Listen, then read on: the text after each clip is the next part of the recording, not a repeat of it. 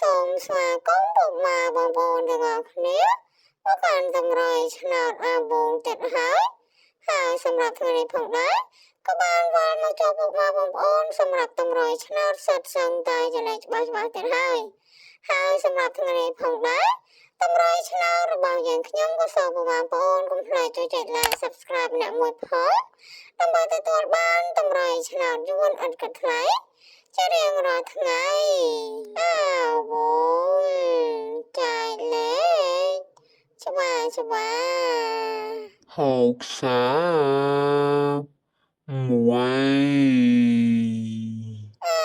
វងចែកលេខច្បាស់82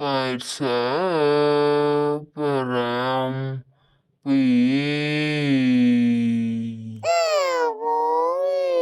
ចែកលេខច្បាស់018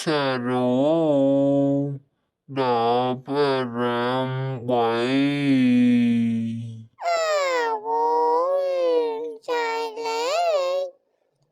ច្បាស់ 6